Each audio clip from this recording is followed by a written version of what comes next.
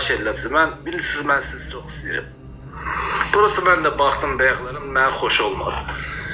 Gəlin borcumuzdan çıxaqın, Allah yolunda. Hamınız o karta 1 manat atın, olacaq 5 min, 6 min. Mən sizə söz verəcəm, olacaq. Allah hamd olsun. Adı Murat, sənin adın çıxır, nə çıxır adı? Murat Qasımov. Ailəyə aid 3 dənə kart bloklanıb Sərxanda, kart da vermirlər şeydən, kapitaldan. Başqa. Murat Qasımov, düzdürmü? Bəli, bəli, Nadir. Sən deyirdin, Ərdən, İbn Nadir.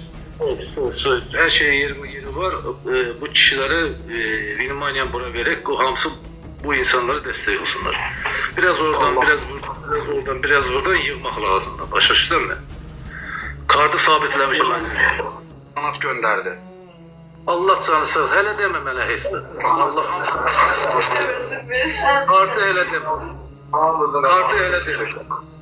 Artı elə deyim. Mən hatta birazdan baxacağım nə qədər olur. Bu bir yarım saatim bitsin. 15 dəqiqəm keçir. Xahiş edirəm sizdən əzizlərim. Biz gücümüzü göstərək, nə olar? Allah elə bil öz balamdır. Allah'ındır. Hamımızın arasında diz çökürəm. Mən balama kömək edirəm. Xahiş edirəm.